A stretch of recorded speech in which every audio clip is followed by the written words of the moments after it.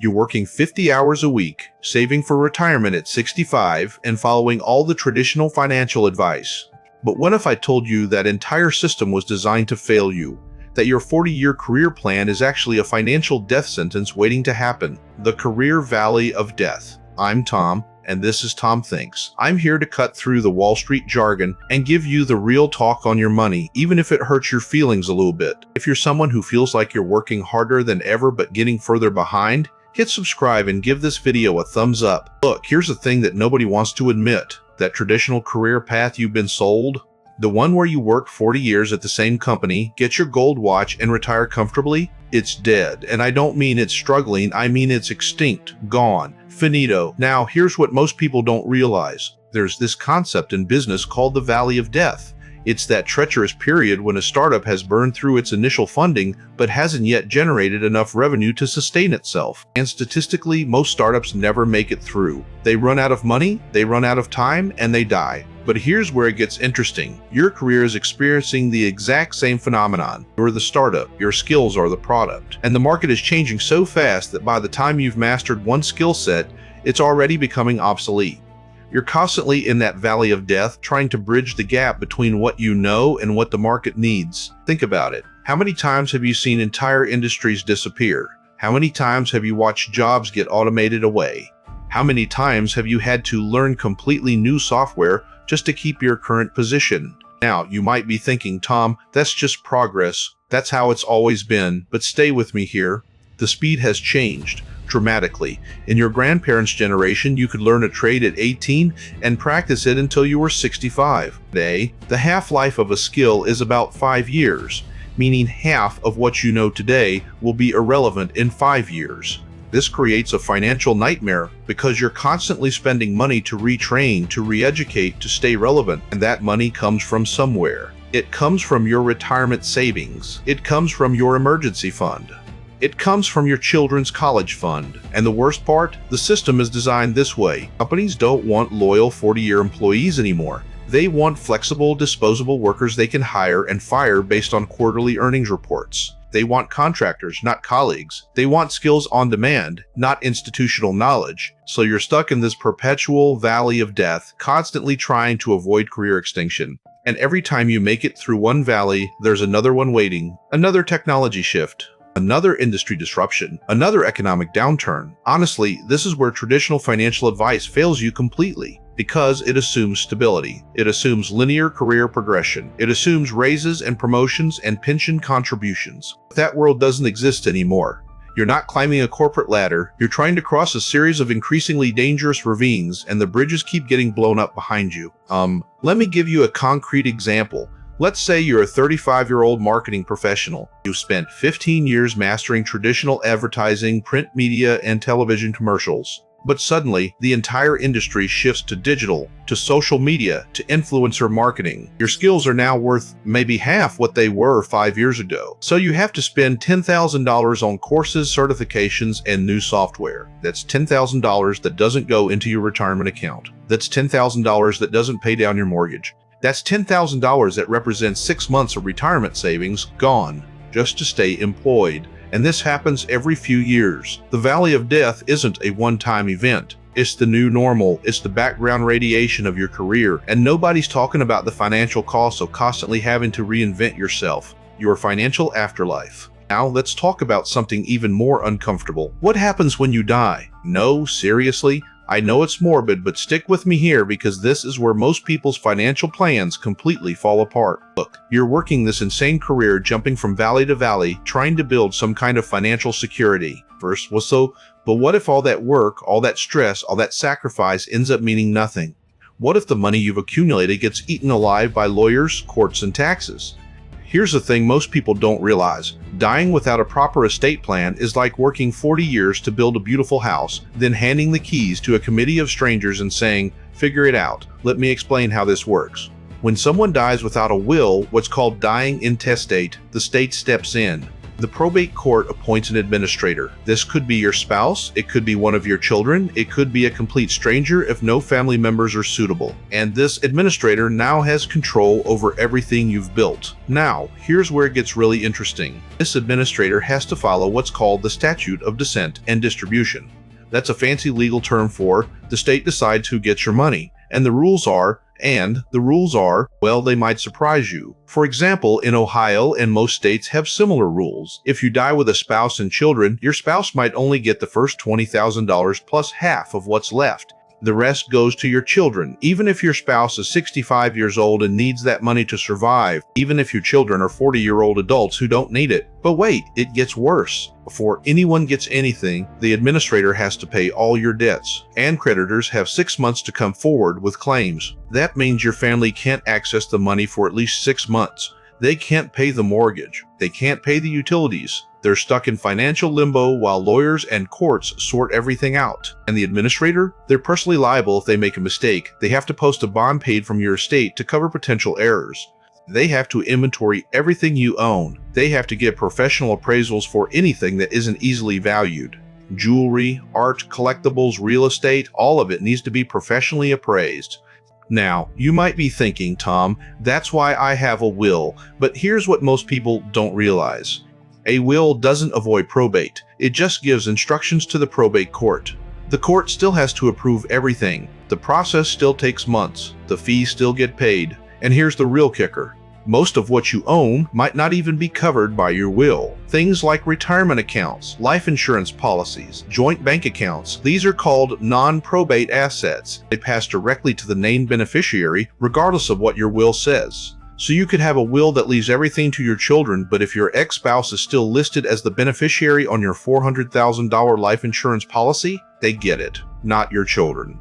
This creates absolute chaos. Family members fighting over who gets what, lawyers getting paid thousands of dollars to sort through the mess, and the money you worked so hard to accumulate, it gets slowly drained away by court costs, appraisal fees, legal fees, and administrative expenses. Let me give you a concrete example. Let's say you've managed to accumulate $500,000 in assets over your career. You die without proper planning. The probate process takes 9 months. Legal fees eat up $30,000. Appraisal fees cost another $5,000. Court costs add another $10,000. Administrator's bond costs $2,000. By the time your family gets anything, that $500,000 has been reduced to $453,000. And that's if everything goes smoothly. If there are disputes, if family members fight, it could be much worse. And during those 9 months, your spouse can't access the money to pay the mortgage. Your children can't access the money to pay for college. Your family is stuck in financial purgatory while the system slowly grinds through its procedures. This is the financial afterlife nobody talks about. You spend your entire career navigating valleys of death, only to have your life's work dismantled by a bureaucratic process you never understood. And the worst part? This is completely preventable, but traditional financial advice never mentions it. Because it's uncomfortable, because it's morbid, because it forces you to confront your own mortality. Here's the truth. If you don't plan for what happens after you die, you're essentially working for the state. You're building wealth that will be redistributed according to government formulas, not your wishes. You're creating a financial nightmare for the people you love most. The system's design. Now, let's zoom out for a minute. Because to understand why the 40-year career is dead, you need to understand the system it exists within, and that system is fundamentally broken. Look, here's what most people don't realize. The entire financial world operates on a set of rules that were created in a different era, rules that assume stability, predictability, and linear growth. But we don't live in that world anymore. Take the Federal Reserve, for example. Created in 1913 to provide a safer, more flexible, and more stable monetary system, their job is to manage interest rates and the money supply to achieve maximum employment and stable prices. Sounds good, right? But here's where it gets interesting. The Fed's tools, open market operations, discount rates, reserve requirements are designed for an industrial economy, an economy of factories and railroads and steel production, not an economy of gig workers and digital nomads and AI-driven disruption. When the Fed lowers interest rates to stimulate the economy, who benefits? Large corporations who can borrow cheap money to buy back their own stock. Real estate investors who can leverage up and buy more properties. Not the average worker trying to save for retirement. When the Fed raises interest rates to fight inflation, who gets hurt? People with variable rate mortgages, as small business owners with lines of credit, workers whose companies cut back on hiring, not the billionaires with diversified portfolios. This creates what I call the monetary policy mismatch. The tools designed to stabilize the economy actually destabilize individual financial lives. You're trying to plan a 40-year career in a system that changes the rules every few years based on macroeconomic data you have no control over. Now, you might be thinking, Tom, that's just how economics works, but stay with me here. The speed of monetary policy changes has accelerated dramatically. In the 1970s, the Fed might change interest rates once or twice a year. Today, they're constantly adjusting, constantly reacting to data, constantly trying to manage expectations. This creates incredible uncertainty for career planning. Should you buy a house when rates are low, even if you're not sure about your job security? Should you invest in stocks when the Fed is pumping money into the system, even if you know it's creating bubbles? Should you save cash when inflation is eating away at its value? And here's the real problem. The Fed's mandate includes maximum employment. But what does that mean in today's economy? Does it mean full-time jobs with benefits? Or does it mean gig work and contract positions? The statistics get manipulated, the definitions get fuzzy, and regular people get left holding the bag. Let me give you a concrete example. Let's say the Fed decides inflation is getting too high. They raise interest rates by 1%. That might not sound like much, but if you have a $300,000 mortgage, your monthly payment just went up by $250. That's $3,000 per year. Money that doesn't go into your retirement account. Money that doesn't pay for your children's activities. Money that represents a month's worth of groceries. But here's where it gets really perverse. While you're struggling with that higher mortgage payment, large corporations are borrowing billions at still historically low rates. They're using that money to automate jobs, to outsource positions, to make the very employment landscape you're trying to navigate even more treacherous. This is the system's design. It's not a conspiracy. It's not evil bankers plotting in back rooms. It's a complex, interconnected web of policies and incentives that were created for a world that no longer exists. And you're trying to build a stable financial life within this constantly shifting framework. And the traditional career advice, get a good education, work hard, save for retirement, it completely ignores this systemic reality. It pretends that individual effort can overcome structural problems. It's like telling someone to swim faster while ignoring the fact that the pool is draining. Honestly, this is where most financial gurus fail you. They focus on individual behaviors, cut your coffee, drive a used car, invest in index funds, while ignoring the systemic forces that make those behaviors increasingly difficult. They give you tactics for a game whose rules keep changing. But here's what you need to understand. The system isn't going to change for you. The Fed isn't going to start making decisions based on your mortgage payment. Corporations aren't going to stop optimizing for shareholder value. The valley of death isn't going away. So you need a new approach. You need financial survival rules for a world where the 40-year career is dead. And that starts with understanding that you're not playing the same game your parents played. You're playing a completely different game with different rules, different obstacles, and different ways to win. Wrongful financial death. Now, let's talk about something that happens to people every single day, something that destroys financial plans, ruins families, and leaves people starting over from zero. I call it wrongful financial death. Look, here's the thing. In the legal world, there's this concept called wrongful death. It's when someone dies because of someone else's negligence or intentional act, and the family can sue for compensation for lost income, for funeral expenses, for the emotional trauma of losing a loved one. But here's what most people don't realize. There's a financial equivalent happening all around us. People's financial futures are being wrongfully killed by a system that's stacked against them, by policies that prioritize corporate profits over individual stability, by economic shifts that render entire careers obsolete overnight. And just like in the legal system, there are two types of claims here. There's the wrongful death of your financial future, the big catastrophic events that wipe you out completely. And there's what's called a survival action, the ongoing injuries to your financial health that happen every single day. Let me explain. A wrongful financial death might be losing your job at 55 when you thought you had 10 more years to save for retirement. It might be a medical emergency that wipes out your savings because you had inadequate insurance. It might be a divorce that splits your assets in half right before retirement. These are the big, obvious financial catastrophes. And like a wrongful death lawsuit, you can sometimes recover from them. You can sue for wrongful termination. You can negotiate medical bills. You can rebuild after a divorce. But the process is brutal, expensive, and takes years. But here's where it gets really interesting. The survival actions are what most people ignore.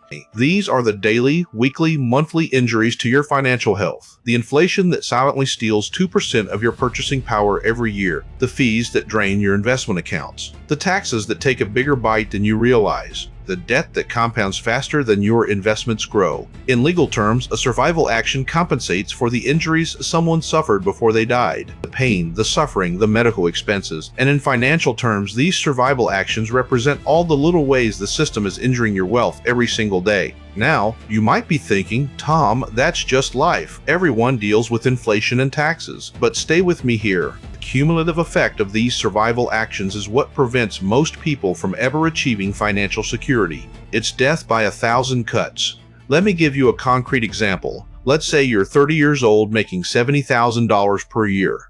You're following traditional advice.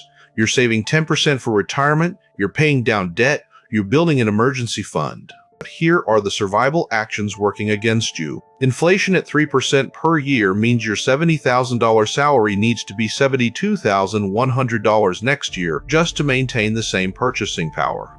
If you don't get at least a 3% raise, you're effectively taking a pay cut. Investment fees of 1% might not sound like much, but over 40 years, that 1% fee could reduce your retirement savings by 25%. That's a quarter of your life's work, gone to financial intermediaries. Taxes take another 25 to 30% of your income. Debt payments, student loans, car payments, credit cards might take another 20%.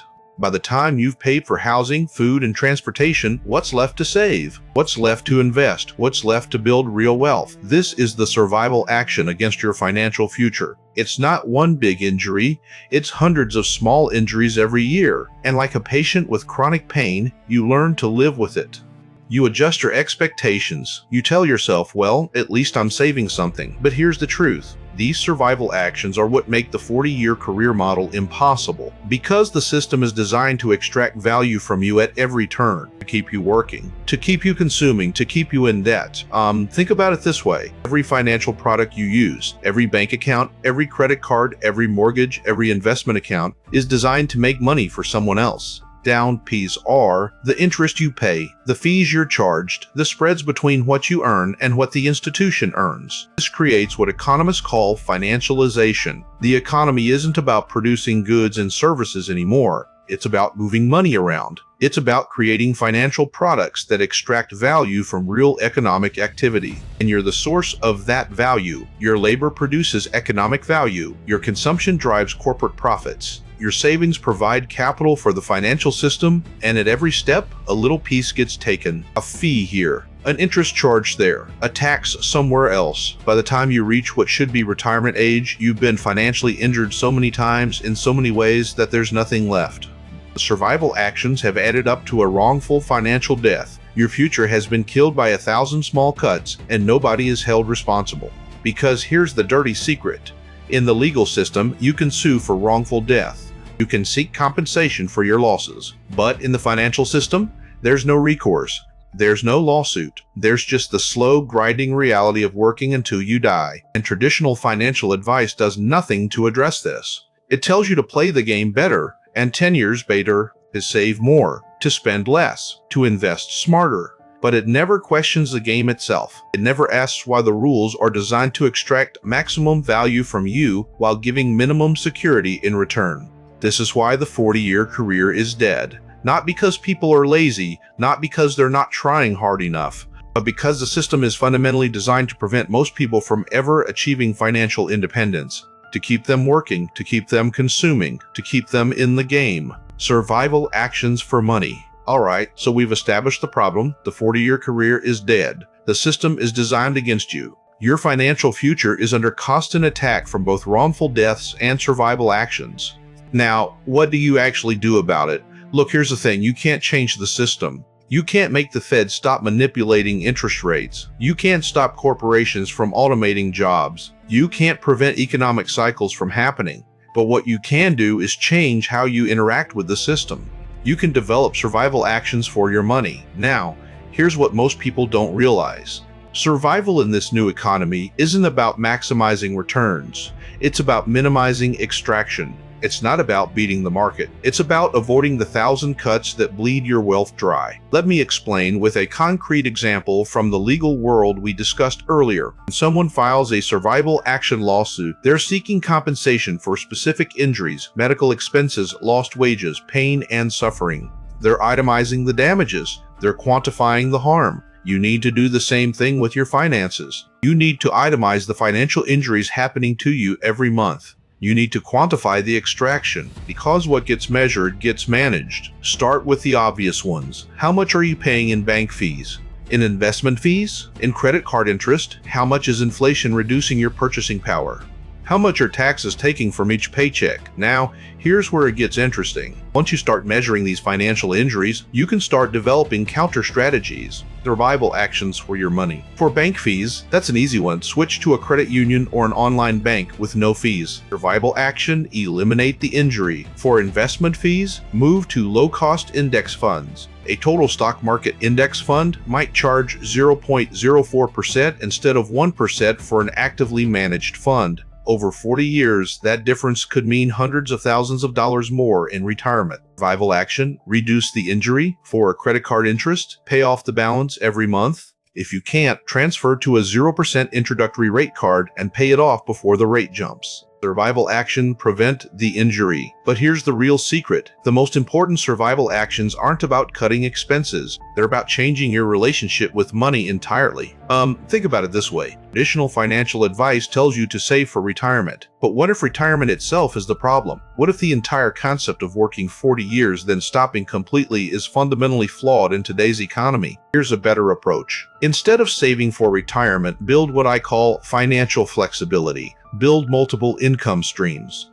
Develop skills that are valuable across industries. Create assets that generate cash flow without your constant labor. This is the ultimate survival action, because if you have multiple ways to make money, you're not vulnerable to any single valley of death. If one income stream dries up, you have others. If one skill becomes obsolete, you have others. If one industry collapses, you're not tied to it. Let me give you a concrete example. Instead of putting all your extra money into a 401k that you can't touch until you're 59 and a half, what if you invested some of it in skills, in education that makes you more valuable in the marketplace, in a side business that generates cash flow now? Or what if you took that money and invested in assets that appreciate and generate income, not just stocks and bonds, but maybe a rental property, or a small online business, or even peer-to-peer lending? The goal isn't to retire at 65. The goal is to reach what I call financial decision freedom, the point where you work because you want to, not because you have to, where you can walk away from a bad job, where you can take risks, where you can pursue opportunities without fear of financial ruin. Now, you might be thinking, Tom, that sounds great, but I'm barely making ends meet now. How am I supposed to build multiple income streams? Stay with me here. This is where you start small. This is where you use the survival action mentality. Every financial injury you prevent, every fee you avoid, every interest charge you don't pay, every tax you legally minimize. That's money that can be redirected toward building financial flexibility. That $20 monthly bank fee you eliminate, that's $240 per year. Invest that in learning a new skill through online courses. That $50 credit card interest charge you avoid, that's $600 per year. Use it to start a micro business selling something you make or a service you can provide. This is the mindset shift. You're not just saving money, you're redeploying capital from defensive positions, avoiding injuries, to offensive positions, building flexibility. You're moving from financial survival to financial sovereignty. And here's the beautiful part. But once you start building multiple income streams, you create what economists call optionality. You have options. You're not trapped in a single career path. You're not vulnerable to a single economic shock. You're not praying that the 40-year career model somehow magically works for you. You're playing a different game entirely. A game where the goal isn't to survive until retirement. The goal is to thrive now, while building a financial foundation that can withstand whatever the system throws at you. This is your survival action against the wrongful financial death waiting for most people. This is how you navigate the valley of death, not just once, but repeatedly throughout your career. This is how you build a financial life that can't be killed by a single event, a single policy change, a single economic cycle. The new survival rules. All right, we've reached the end. We've diagnosed the problem. The 40-year career is dead. We've understood the system. It's designed to extract value from you at every turn. We've identified the threats, both wrongful financial deaths and daily survival actions. And we've discussed the mindset shift from retirement saving to financial flexibility. Now, let's get concrete. Let's talk about the new rules of financial survival. The rules you need to follow if you want to not just survive, but thrive in this new economy. Look, here's the thing. Traditional financial rules were created for a different world. Rules like save 10% of your income or your house is your best investment or work hard and you'll be rewarded. Those rules don't work anymore. They're like bringing a knife to a drone fight. You need new rules. Rules for financial survival in the 21st century. I'm going to give them to you right now. Rule number 1, measure extraction before you measure growth. Before you worry about your investment returns, worry about what's being taken from you. Fees, taxes, inflation, interest, these are the enemies. Your first job is to minimize them. Your investment return is meaningless if you're losing 3% to fees and 3% to inflation. That's a 6% hurdle before you even start growing your money. Rule number 2, build optionality, not just security. A secure job that pays well but gives you no other options is actually incredibly risky, because if that job disappears, you have nothing. Instead, build multiple ways to make money, develop diverse skills, create assets that work for you. The goal isn't to find a safe harbor. The goal is to build a boat that can weather any storm. Rule number 3, plan for multiple valleys of death. You're not going to have one career, you're going to have several, maybe even simultaneously. Each transition will be a valley of death, a period where old skills are dying, but new skills aren't yet profitable. Plan for this financially. Keep a larger emergency fund. Maintain low fixed expenses. Develop income streams that can bridge these valleys. Rule number 4, treat your financial afterlife as seriously as your financial present.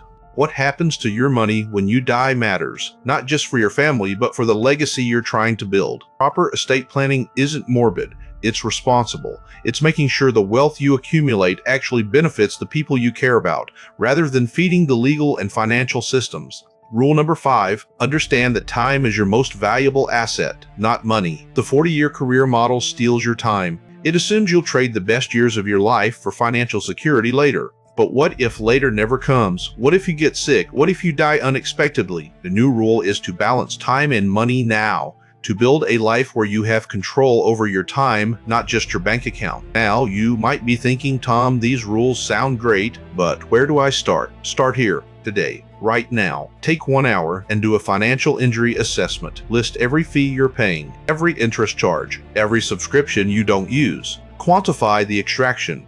Then develop one survival action, cancel one fee, pay off one debt, switch to a lower cost provider. Then, next week, think about optionality. What's one skill you could learn that would make you more valuable? What's one small business you could start with minimal investment? What's one asset you could acquire that generates income? This isn't about making massive changes overnight. This is about starting the process, about recognizing that the old rules don't work and adopting new ones. Let me leave you with this thought.